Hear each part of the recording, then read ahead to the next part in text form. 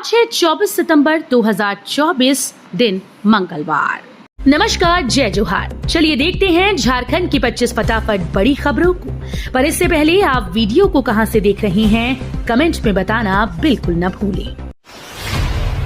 झारखंड विधानसभा नियुक्ति घोटाले की जांच सीबीआई को हैंडओवर।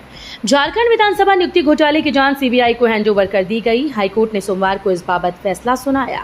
20 जून को खंडपीठ ने सुनवाई के बाद आदेश सुरक्षित रख लिया था।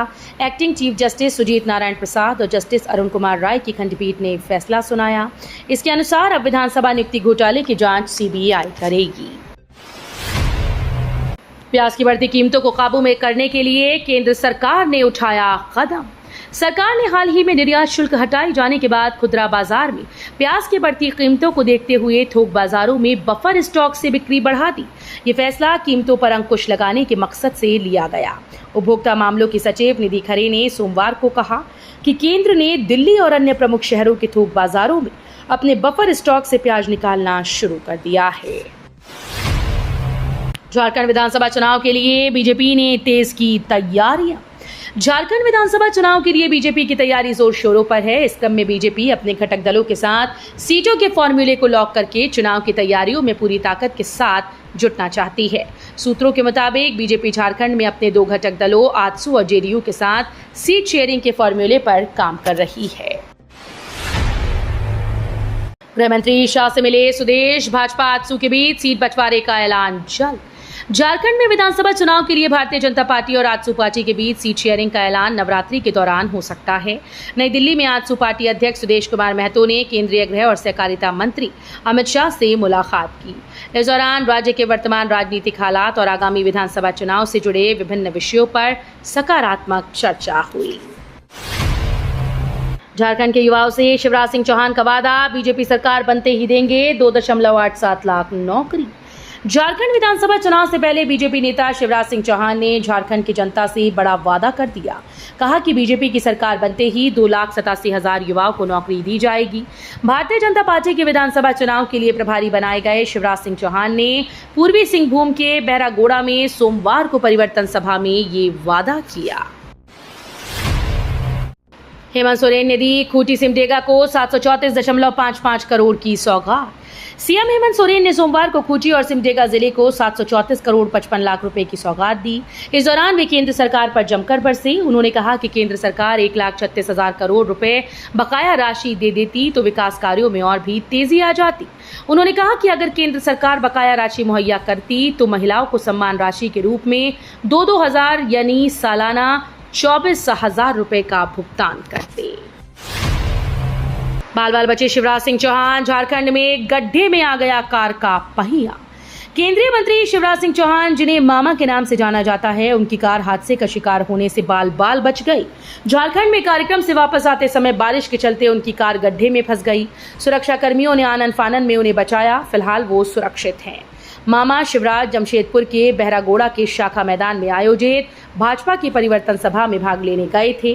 वहां से लौटकर वापस हेलीपैड पर जा रहे थे। इस बीच उनके साथ ये हादसा हो गया। झारखंड के आला अफसरों के साथ चुनाव आयोग की बैठक। झारखंड विधानसभा चुनाव की तैयारियों का जायजा लेने के लिए निर्वाचन आयोग की टीम सोमवार को रांची पहुंची। होटल रेडिशन ब्लू में मुख्य निर्वाचन आयुक्त राजीव कुमार और उनकी टीम ने झारखंड की राजनीतिक पार्टीज के साथ साथ एनफोर्समेंट एजेंसीज और राज्य सरकार के वरिष्ठ अधिकारियों के साथ बैठक की। इस बैठक के बाद झारखंड के मुख्य सचिव एल खिंगियाते ने कहा कि निर्वाचन आयोग की टीम ने राज्य सरकार की विधानसभा चुनाव की तैयारियों की समीक्षा की। मंत्री इरफान अंसारी को हाईकोर्ट से बड़ा झटका। SC/ST केस रद्द करने से कोर्ट का इनकार। कांग्रेस के जामताड़ा विधायक और मंत्री इरफान अंसारी को सोमवार को झारखंड हाईकोर्ट से बड़ा झटका लगा। अदालत ने उनकी उस याचिका को खारिज कर दिया जिसमें उन्होंने 2 जुलाई 2022 को सुनीता देवी द्वारा जाति सूचक शब्द का इस्तेमाल करने को लेकर दर्ज करवाई गई प्राथमिकी निरस्त करने की मांग की थी। रांची में कई मांगों को लेकर मोरहाबादी में आंगनबाड़ी सेविकाओं व सहायिकाओं का हुआ जुटान। झारखंड राज्य आंगनबाड़ी सेविका सहायिका संयुक्त संघर्ष मोर्चा के द्वारा पूर्व निर्धारित कार्यक्रम के तहत रांची में मुख्यमंत्री झारखंड के आवास तक अपनी मांगों के समर्थन में रोषपूर्ण प्रदर्शन किया गया। इसमें राज्य भर के हजारों सेविका सहायिकाओं ने भाग लिया। इस अवसर पर अशोक सिंह नयन ने कहा कि सरकार अविलंब आंगनबाड़ी सेविका सहायिका की मांगे पूरी करे। पुलिसकर्मियों पर भी चलेगा रेलवे का डंडा, त्योहारों में बिना टिकट यात्रा करने वाले सावधान। अब त्योहारों का मौसम शुरू होने वाला है। दशहरे के बाद दिवाली और उसके बाद छठ आने वाला है। ऐसे में ट्रेन में यात्रियों की संख्या में खास इजाफा होता है। कई लोग ऐसे होते हैं जो बिना टिकट के ट्रेन में बैठ जाते हैं। ऐसे लोगों को अब सावधान हो जाने की जरूरत है। दरअसल त्योहारों के दौरान पुलिसकर्मियों व बिना टिकट यात्रियों पर रेलवे की कड़ी नजर रहेगी, जिसके लिए रेल मंत्रालय विशेष टिकट जाँच अभियान शुरू करेगा। सीएम सोरेन चतरा और कोडरमा को देंगे बड़ा गिफ्ट।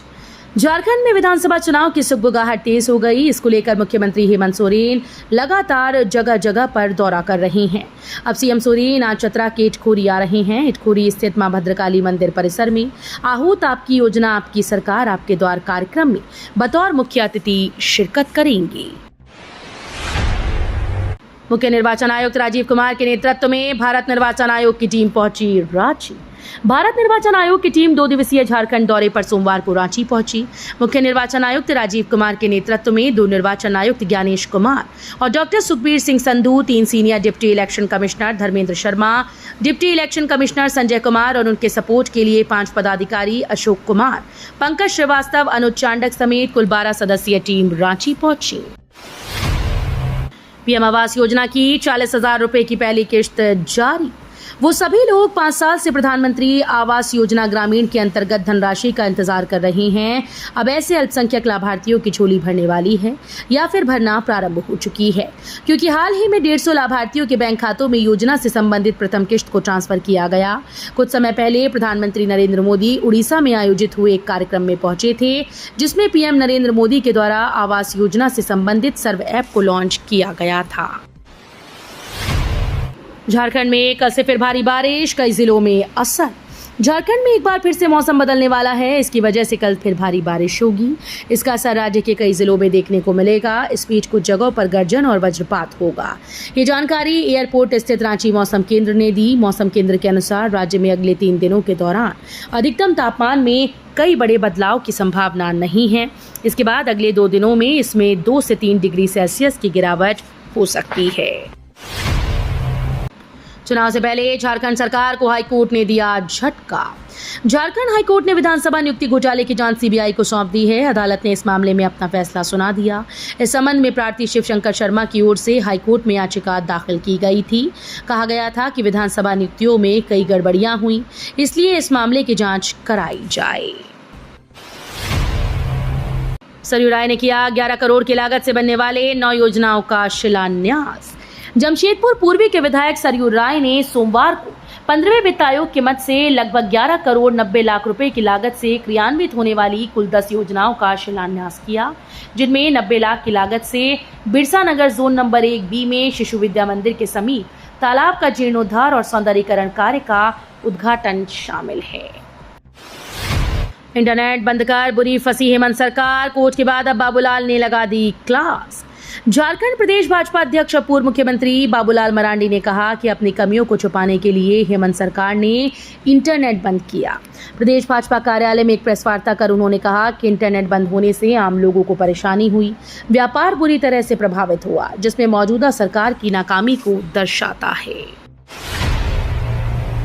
झारखंड के साहिबगंज में लाल निशान पार गंगा, कई ट्रेन रद्द और डायवर्ट। झारखंड के साहिबगंज में बीते 1 सप्ताह से गंगा नदी उफान पर है। इससे कई नए इलाकों में गंगा का पानी फैल गया। साहिबगंज में गंगा नदी का जलस्तर रविवार की दोपहर करीब 28.21 मीटर पर बढ़त बनाए हुए थे।